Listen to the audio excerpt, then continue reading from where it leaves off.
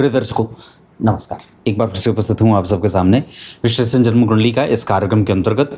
आज जो आपके सामने कुंडली लेकर के आया हूँ, ये कुंडली आई है मेरे पास काबुल अफ़गानिस्तान से। अफ़गानिस्तान की राजधानी है ना काबुल, वहीं से कुंडली आई है। और जैसे कि आप लोग देख रहे हैं, मीन लग्न की कुंडली है और केंद्र में गुरु अकेले बैठे हैं। चंद्रमा मंगल के साथ पंचम भाव में बैठे हैं। चंद्रमा पंचम भाव के स्वामी और मंगल नवम भाव के स्वामी, दोनों एक साथ त्रिकोण में। लग्न के अधिपति लग्न को देख रहे हैं। पराक्रम के अधिपति एकादशवें भाव में अपने मित्र के साथ और बहुत अच्छी स्थिति में, उन पे गुरु की दृष्टि है। पराक्रमेश और पराक्रम भाव दोनों ही गुरु से प्रभावित।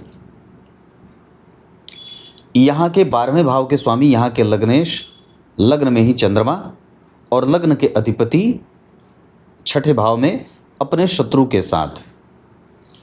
यहाँ के 4th भाव के स्वामी यहाँ के लग्नेश स्वग्रही, मंगल और शनि, सूर्य और राहु, गुरु और केतु, शुक्र और चंद्रमा का शुभकर्त्री।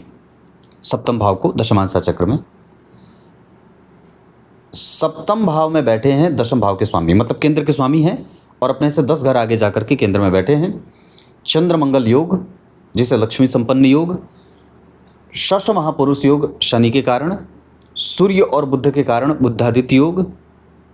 7म भाव में गुरु बैठे हैं, ये केंद्राधिपति दोष होगा और यहाँ केंद्राधिपति दोष से पीड़ित होंगे गुरु, जो शुभ परिणाम देने में विलंब करेंगे। यहाँ पे 4th स्थान में बुध का उच्च के सूर्य, गुरु का तुला राशि में बैठना, और ये जो स्थिति बनी है बुध गुरु सूर्य और शनि मंगल की, ये कारोबार को ऑथेंटिक या स्थिरता प्रदान कर रहे हैं। पर बात सबसे पहले होगी पंचांग की। जन्म होता है जातक का मार्गशीर्ष और पौष माह में। ऐसे लोग थोड़े से कभी कभी जड़ बुद्धि से युक्त होकर के, मतलब जल्दबाजी में निर्णय लेने वाले भी कई बार हो जाते हैं और थोड़े दुखी प्रवृत्ति के होते हैं। सोमवार को जन्मे हैं। वार के अधिपति चंद्रमा पंचमेश होकर के पंचम भाव में मित्र के साथ बैठे हैं। केंद्र त्रिकोण का योग, त्रिकोण का त्रिकोण और त्रिकोण के अधिपति दोनों एक साथ बैठ गए, मतलब पंचम और नवम के अधिपति जब एक साथ बैठेंगे, ये सबसे महान स्थिति इस कुंडली की बन रही है। चंद्रमा स्वग्रही है, इस वजह से वार के अधिपति बलवान, और वार के अधिपति के बलवान होने के कारण जातक की प्रवृत्ति, मन बुद्धि चित्त, विवेक विद्या, बुद्धि ज्ञान, ये सब बहुत ही व्यवस्थित है। कृष्ण पक्ष में जन्मे हैं, इस वजह से संततिवान होंगे। संतति के आने के बाद भाग्य की वृद्धि होगी, अनुभवी भी होंगे। कृष्ण पक्ष के पंचमी तिथि के चंद्रमा शुभग्रह होते हैं और पहले ही वो बहुत अच्छी स्थिति में है। इसका अर्थ होगा कि इस कुंडली का चंद्रमा बलवान है और स्वाभिमानी भी है। आश्लेषा नक्षत्र ये थोड़ा कमज़ोर है, इस वजह से व्यक्ति को आए दिन कोई ना कोई स्वास्थ्य से संबंधित समस्या देखने को मिलती है और जैसे जैसे वो आगे बढ़ता जाता है वैसे वैसे उसके स्वास्थ्य की समस्या ठीक होती जाती है। पर फिर भी हार्मोनल डिसबैलेंस, आँखों की समस्या और कई बार आंतों से संबंधित समस्या भी देखने को मिलती है। ओम सर्पेभ्यो नमः, एक बार फिर से बोलता हूँ, ओम सर्पेभ्यो नमः। इस मंत्र का जप व्यक्ति को प्रत्येक दिन 108 बार करना चाहिए। सूर्य को अर्घ, चाहे आप किसी भी देश में आपका जन्म हुआ हो, सूर्य पे सबका अधिकार है और सूर्य सबको आलोकित करते हैं।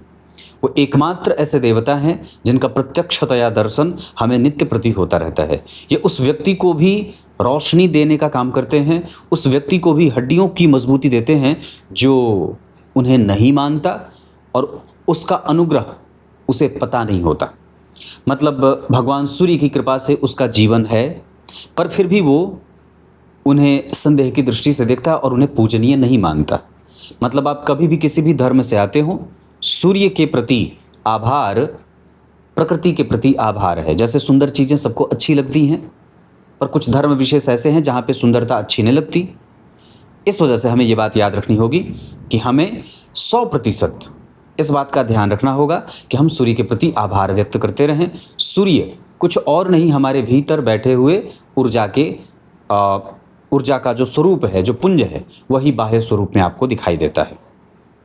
आत्मविश्वास, आत्मा, शुद्धता, वैधानिकता, चरित्रवान होने का गुण, और साथ ही साथ आत्माभिमान होना, स्वाभिमान से युक्त होना, महत्वाकांक्षी होना और चरित्रवान होना, ये सारे गुण व्यक्ति के अंदर सूर्य के कारण ही आते हैं।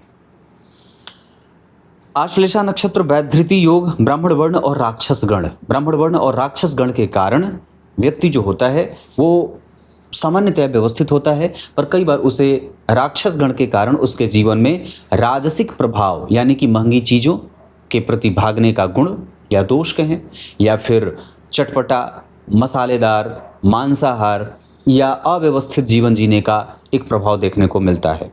ऐसी अवस्था में कि आश्लेषा नक्षत्र में जन्मे हैं, कुशा की जड़ व्यक्ति को अपने गले में धारण करना चाहिए, या साथ ही साथ सर्प की पूजा करनी चाहिए। सर्प मारना नहीं चाहिए, तो ओम सर्पेभ्यो नमः, वासुकी नाग की पूजा करनी चाहिए। आसपास के किसी शिव मंदिर में तांबे का नाग अर्पित करना चाहिए, और अगर हो सके तो नाग पंचमी के दिन नागों की पूजा करनी चाहिए।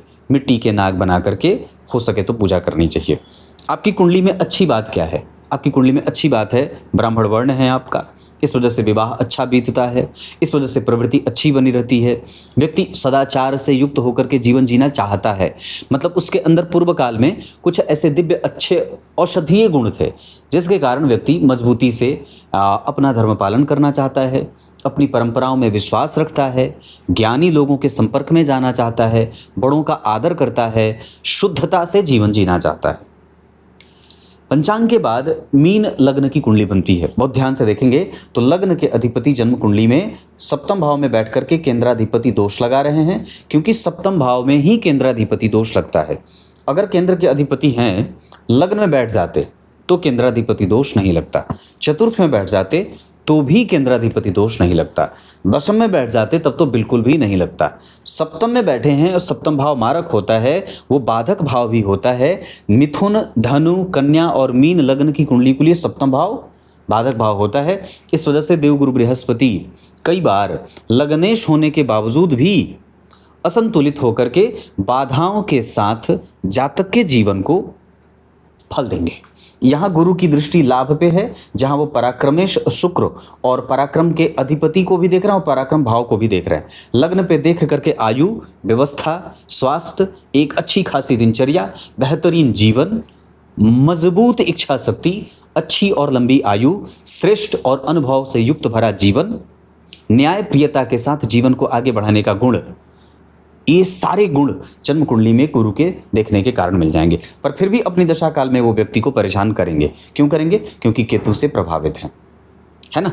इस वजह से सप्तम भाव पे केतु और गुरु के प्रभाव के कारण व्यक्ति को गुरु और केतु की दशा कई बार उसके मेहनत को उतना रंग न ले आए, या गुरु की दशा में कई बार बाधाओं के साथ व्यक्ति का जीवन बीतता है। लग्न का मान 23 अंश का बना है। रेवती नक्षत्र यह अंतिम लग्न है, मतलब मीन राशि है, और ये गंडांत लग्न होता है। मीन राशि के अंतिम 27, 28, 29, 30 ये अंश, और मेष राशि के 1, 2, 3 ये जो अंश होते हैं ये होते हैं गंडांत। तो मीन राशि गंडांत राशि है या गंडांत लग्न। अगर मीन लग्न बन जाए तो ये गंडांत में होता है, पर वस्तुतः डिग्री गंडांत वाली नहीं है, इस वजह से गंडांत नहीं होगा। दूसरा, रेवती नक्षत्र पंचक नक्षत्रों में आता है। धनिष्ठा, सतविखा, पूर्वा भाद्रपद, उत्तरा भाद्रपद और रेवती ये पंचक नक्षत्र होते हैं, जिसमें कई बार व्यक्ति को उलझते हुए देखा जाता है। और सामान्यतया ये नक्षत्रों की सीरीज की नक्षत्रों की कड़ी में सबसे अंतिम पायदान का नक्षत्र है रेवती नक्षत्र। इस वजह से कई बार इसे आप सामान्यतया उतना मजबूत नहीं कहते, कई बार इसे थोड़ी कमजोरी का सहारा लेना पड़ता है, ये कमजोर हो जाता है। तृतीय भाव में केतु व्यक्ति को मेहनत करवाएंगे, तब जाकर के अनुभव देंगे और तब जाकर के धन देंगे। पंचम भाव में जो चंद्रमा और मंगल बैठे हैं वो बहुत अच्छी स्थिति में बैठे हैं, वहाँ चंद्र मंगल योग लगा हुआ है। मंगल का काफ़ी हद तक परिणाम जन्म कुंडली के चतुर्थ भाव से भी आएगा। इस वजह से निद्रा से संबंधित, कफ से संबंधित, हार्मोन से संबंधित, आंतों से संबंधित कोई समस्या ना हो, इसका ध्यान रखना होगा। लेकिन फिर भी व्यक्ति की कुंडली में चंद्रमा और मंगल का बैठना बड़ा ही उत्कृष्ट योग बना करके बैठा हुआ है।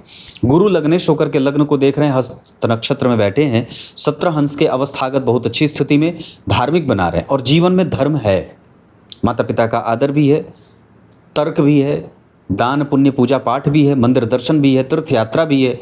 ये सारी चीज़ें नवम भाव के सूर्य बुध और राहु करा रहे हैं।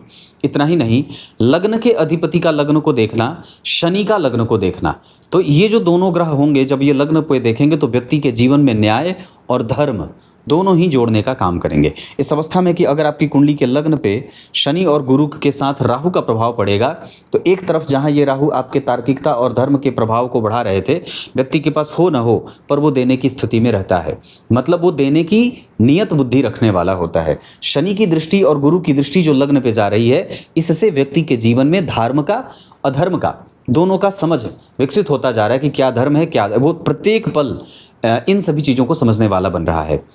और कई बार वो प्रैक्टिकल बिहेवियर के साथ भी उपस्थित हो रहा है, मतलब उसके जीवन में जहाँ न्याय है वही धर्म है, और जहाँ धर्म होता है वही न्याय होता है, जहाँ अधर्म है वहाँ अन्याय है। तो कहने का अर्थ है इस व्यक्ति के जीवन में इन सभी चीज़ों का समावेश बहुत ही मजबूती से देखने को मिलेगा।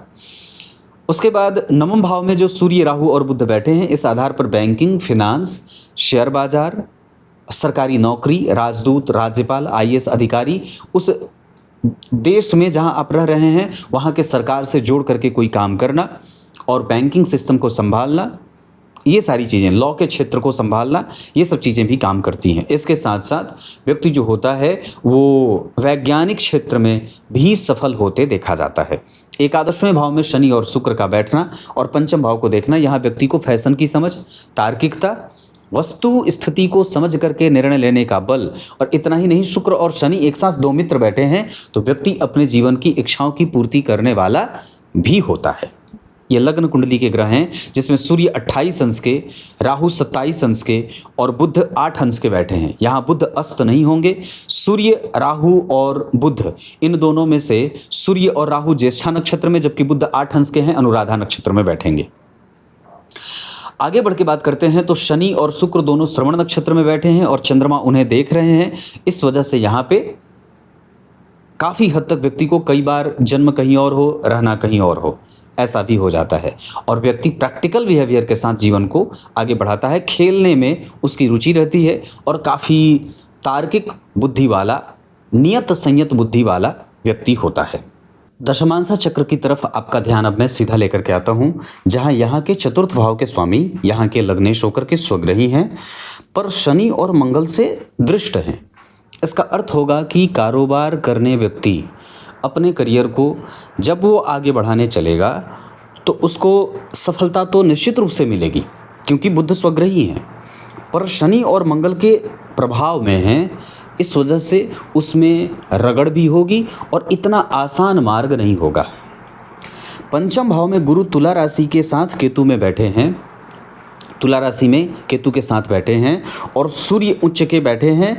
इसका अर्थ ये होता है, देखिए सप्तम भाव के अधिपति, पंचम भाव के अधिपति जन्म कुंडली में अष्टम में बैठ गए और अष्टम के अधिपति दसम में बैठ करके चतुर्थ को देख रहे हैं। इसका अर्थ होगा कि कई बार व्यक्ति के जीवन में उसका जो कारोबार है, उसका जो यश है, उसकी जो प्रतिष्ठा है, उसकी जो रिकॉग्निशन है, वो उसे देर से मिलेगी और उसमें संघर्ष भी प्रायः देखने को मिल सकता है। मतलब इस व्यक्ति के करियर को अगर आगे बढ़ते हुए माता पिता देखना चाहते हैं तो माता और पिता को अपना पूर्णतया पूरा फोकस बच्चे को लगाना होगा, क्योंकि यहाँ पे अष्टम भाव के स्वामी दशम भाव में बैठ करके चतुर्थ भाव को देख रहे हैं। व्यक्ति अपने पुण्य के बल से, अपने कर्तव्य के बल से, अपने मेहनत के बल से वो सफलता और वो सुख निश्चित रूप से प्राप्त कर लेगा, लेकिन अगर उसमें जरा भी माता और पिता का प्रभाव कमज़ोर हुआ या उन दोनों के बीच के प्रेम या घर्षण के कारण उसका असर अगर बच्चे पे पड़ता है तो निश्चित रूप से उसको संघर्षों में जाते हुए देखा जाएगा। पंचम भाव में तुला राशि के केतु और गुरु का प्रभाव, मन करे तो व्यक्ति व्यापार की तरफ भी, अपने स्वतंत्र व्यापार की तरफ, चाहे जो कुछ भी हो, आप व्यापार की तरफ मूव कर सकते हैं। खाने पीने का काम हो जाए, लॉयर हो जाए, जज वकील हो जाए, ऐसी भी नौकरी या स्वतंत्र जो अपना काम होता है आप ये कर सकते हैं। उसके साथ बैंकिंग और फिनांस का काम भी आपकी कुंडली में बहुत अच्छा रहेगा। शेयर बाजार और पढ़ाने का काम भी आपकी कुंडली में अच्छा है। रिसर्च का काम मैंने पूर्व में बताया है। दशमांसा कुंडली में एक कमज़ोरी ये बन रही है कि अष्टम भाव, छठवें भाव के स्वामी दशम स्थान में बैठे हैं और जन्म कुंडली के धन भाव के स्वामी नीच के हैं। इसका अर्थ होगा कि धन भाव मतलब व्यक्ति को जब कभी भी वो अपने व्यापार को स्टैब्लिश करने के लिए या जब भी नया व्यापार करने के लिए कोई धन लगाने की कोशिश करेगा तो उसको उसमें ऐसा लगेगा कि उसके पास व्यापार को बढ़ाने के लिए थोड़े से धन की कमी हो रही है, जहां वो अपने पिता और माता से, अपने मित्रों से सहयोग प्राप्त करके उसे आगे बढ़ा सकता है। अगर लग्नेश चतुर्थ स्थान में नहीं बैठे होते तो ये व्यक्ति अपने कारोबार से या अपने करियर से सुखी नहीं होता, लेकिन चूंकि यहाँ पे बुध स्वग्रही हैं, इस वजह से व्यक्ति अल्टीमेटली अपने कारोबार से सुखी रहेगा। 12वें भाव के स्वामी जन्म कुंडली में अष्टम स्थान में बैठे हैं, धन भाव के स्वामी भी अष्टम भाव में बैठे हैं, छठे भाव में बैठे हैं। इसका अर्थ होगा कि व्यक्ति के जीवन में कई बार उसका व्यय या उसका जो अनुभव है उसको थोड़े देर से मिले, धन कमाने में मशक्क़त करनी पड़े, या व्यय के कारण, जिम्मेदारियों के कारण, कई बार व्यक्ति के या कंपटीशन के कारण कह सकते हैं कि उसको बहुत बार, कई बार एक दो बार असफल होते देखा जाता है, बाद में फिर वो सफल होता है। नवांश चक्र में चंद्रमा लग्न में बैठे हैं। विवाह होने के बाद व्यक्ति के जीवन की स्थिरता, व्यक्ति के जीवन का बल, पराक्रम, सुख, धर्म, धैर्य और संतान के साथ भाग्य, ये सब विवाह के बाद की स्थिति, मतलब विवाह के बाद संतान की भी कोई समस्या नहीं होगी और यश मान पद प्रतिष्ठा की भी कोई दिक्कत नहीं है। विवाह के बाद जीवन में जो स्थिरता देखने को मिल रही है वो केंद्र में बन रही राशि के कारण है। लग्न में चंद्रमा बैठे हैं, इस वजह से मैं इतनी बात कह सकता हूं कि व्यक्ति अपने विवाह को बचाने में 100% सफल होगा। पर जो घर्षण हो रहा है, जैसे यहाँ पे शुक्र मेष राशि के बैठे हैं, बहुत अच्छे नहीं बैठे हैं, यहाँ पे शनि और मंगल बैठे हैं, यहाँ भी दोनों अच्छे नहीं बैठे हैं। इसका अर्थ होगा कि जीवन में एक से अधिक विवाह का संपर्क बन सकता है, तो हमें बहुत सावधानी से, सटीक होकर के, बहुत चिंतन के साथ किसी विवाह में जाना होगा। बिना कुंडली मिलाए विवाह करने से दिक्कत होगी, क्योंकि यहाँ पे जो शनि और मंगल बैठे हैं वो कभी कभी घर्षण दे रहे हैं। स्थिरता आपके जीवन में, करियर, आपका काम, आपका धन, स्टेबिलिटी वो आ जाए, पर विवाह में मतभेदों की स्थिति भी कई बार देखने को मिल जाती है, जब नवांश कुंडली के छठे भाव पे शनि मंगल या जन्म कुंडली के तीसरे भाव में शुक्र वो एक लुंज पुंज सा व्यवहार व्यक्ति के जीवन में डाल देते हैं विवाह को बचाने के लिए। सामने वाला अगर 2 मिनट छोड़ना चाहता है तो आप 10 मिनट छोड़ने को तैयार हैं, सामने वाला अगर एक बार कहेगा छोड़ने के लिए, आप 10 बार कह रहे हैं तैयार हैं छोड़ने के लिए। तो ऐसी स्थिति ना बने, इसलिए हमें कुंडली मिला करके बहुत अच्छे तरीके से, सावधानी से कुंडली मिला करके तब विवाह में जाना चाहिए। वैसे यहाँ भी जो सूर्य और राहु बैठे हैं, इनकी भी स्थिति विवाह को आगे ले जाने के लिए बहुत ज़्यादा अच्छी नहीं है। मतलब हमें वहाँ पे कई बार भ्रम में, कई बार झूठ, कई बार फरेब, या कई बार ऐसा दाम्पत्य आ सकता है हमारे जीवन में, हमारा स्पाउस ऐसा आ सकता है जो कई बार हमसे ही षड्यंत्र या झूठ बोलता हो। विवाह करना हो तो मकर राशि मकर लग्न, कर्क राशि कर्क लग्न, ये 2 राशियाँ ठीक हैं। उसके बाद आपकी कुंडली में कन्या राशि कन्या लग्न के जातक जातिकाओं से विवाह कर सकते हैं। विवाह की दिशा पश्चिम और उत्तर रहे तो ज़्यादा बढ़िया है। इस कुंडली के हिसाब से पश्चिम दिशा के मकान में रहना बहुत अच्छा रहेगा। धन कमाने के लिए आपकी कुंडली पश्चिम और उत्तर दिशा में जा सकती है। मैत्री कर्क और वृश्चिक वालों से अच्छा रहेगा। शत्रुता वृष कन्या और कुंभ वालों से न करें। व्यापार भी इस कुंडली में किया जा सकता है। गुरु यहाँ भी केंद्र में बैठे हैं पर दोषयुक्त हैं, केंद्राधिपति, इस वजह से गुरु यहाँ पे मारक भी होंगे लग्नेश होने के बावजूद, क्योंकि केतु से दृष्ट हैं। प्रधानतया इस कुंडली के लिए मारक तृतीय और अष्टम भाव के स्वामी होकर के शुक्रदेव बनेंगे, जो कई बार शनि से दृष्ट हैं और केतु के प्रभाव में हैं। इस वजह से गुरु, शनि और शुक्र, ये तीनों ग्रह राहु केतु के संपर्क में जब कभी आएंगे तो व्यक्ति को मारने का काम करेंगे या कष्ट देना, आर्थिक, मानसिक, सामाजिक, स्वास्थ्य, ये किस तरीके से परेशान करेंगे, ये स्थिति दिखा रही है। उसके बाद इस कुंडली में गुरु बाधाओं के साथ परिणाम देंगे, जबकि चंद्रमा और मंगल की दशा अच्छी जाएगी, चंद्रमा और शुक्र की दशा अच्छी जाएगी, मंगल और सूर्य की दशा अच्छी जाएगी, मंगल और बुध की दशा अच्छी जाएगी, गुरु और सूर्य की दशा अच्छी जाएगी, चंद्रमा और बुध की दशा अच्छी जाएगी, सूर्य और शुक्र के साथ शनि की दशा अच्छी जाएगी, गुरु और शनि के साथ शुक्र की दशा अच्छी जाएगी। पर इसमें जब कभी भी राहु आएंगे तो घर्षण होगा। अब जरा ध्यान से देखते हैं तो लग्न पे राहु, गुरु और शनि का प्रभाव, लग्नेश के ऊपर केतु का प्रभाव, जो धर्मार्थ या धर्म से संबंधित जुड़ा हुआ या अनुभवों के साथ बात करने वाला बना देते हैं। लग्न पे शनि की दृष्टि व्यक्ति के जीवन में सही जगह पे व्यय, पर मंगल के प्रभाव में शुक्र आ रहे हैं, शनि मंगल का संपर्क राहु केतु का एकादशवें भाव से बन रहा है। इस वजह से व्यक्ति बहुत सारी चीज़ों को प्राप्त करने की इच्छा रखने वाला होगा। मंगल और शुक्र का संपर्क कई बार हार्मोनल डिसबैलेंस, नेत्रों की समस्या या कई बार ब्लड इन्फेक्शन देने वाली स्थितियों को ले जाते हैं। जब आप इनकी कुंडली के अरिष्ट चक्र को देखेंगे तो वहाँ पर भी मंगल और शुक्र का वैसे प्रत्यक्ष संबंध तो नहीं बन रहा, कोई लंबी बीमारी का कोई खतरा वैसे महसूस नहीं हो रहा है, पर फिर भी व्यक्ति को अपने पेट, पाचन तंत्र और आंतों का ख्याल रखना ही होगा। विद्या अध्ययन के मामले में ये कुंडली घर्षण के साथ ही सही पर अपनी एजुकेशन अच्छे तरीके से प्राप्त कर लेगी और उच्च शिक्षा के क्षेत्र में व्यक्ति को भी एक अच्छी स्थिति देखने को मिल रही है। पूजा पाठ आदि में धर्मशास्त्र, न्यायप्रियता और मौलिकता का अध्ययन या उसके साथ जीवन बिताने का गुण जातक की कुंडली में विषांसा चक्र बता रहा है। सप्तमांसा चक्र के आधार पर व्यक्ति संततिवान होगा। इसमें जरा भी संदेह नहीं है कि संतति बुद्धिमान और भाग्यशाली भी होगी। भवन भूमि वाहन के लिए षोडशांसा चक्र या सांसारिक सुख के लिए देखा जाता है। उसके लिए देर से ही सही पर व्यक्ति के जीवन में सांसारिक सुख, जिसमें भवन, पहले आरंभ में रेंट पे रहना, बाद में चल करके अपने मकान में निवास करने का योग और आलीशान घर में रहने का योग भी दिखाई दे रहा है। भाग्यशाली है व्यक्ति, अपने भाग्य का संपूर्ण सुख प्राप्त करेगा और छोटे मोटे घर्षणों के साथ जीवन में प्रेम, दया, सहिष्णुता और साथ ही साथ सबके प्रति कृतज्ञता का भाव भी व्यक्ति जीवन में रखेगा। अष्टक वर्ग के बारे में एक बार अब आपका ध्यान लेके आता हूँ। चरित्र ठीक है, धन बहुत अच्छा है, मेहनत भी बहुत अच्छी है, यहाँ अनुभव भी मिल रहा है, पैसे भी आ रहे हैं, धन भी आने के साथ साथ व्यक्ति को पराक्रम का सुख भी मिल रहा है। पर हाँ, मन अशांत है, हमें उसको और भी ज़्यादा ठीक करने की आवश्यकता है, जिसके लिए नियमित दिनचर्या का पालन, सूर्य को अर्घ और अच्छी नींद के साथ प्राणायाम और अपने घर की सफाई खुद से करने की आवश्यकता है। क्रिएटिविटी बहुत अच्छी है, एनर्जी बहुत अच्छी है, समस्या के हिसाब से संतुलन बनाने का गुण दोष भी बहुत अच्छा है। नौकरी और व्यापार दोनों ही कर सकते हैं। इस कुंडली के आधार पर कंसंट्रेशन पे काम करने की आवश्यकता। शनि अपनी दशा काल में जाते जाते बहुत लंबी चल रही जो कोई काम, जो ऐसा कोई बहुत लंबे समय से चल रहा है, उस इंतजार को समाप्त करवा करके आपके पक्ष में निर्णय देने वाले बन रहे हैं।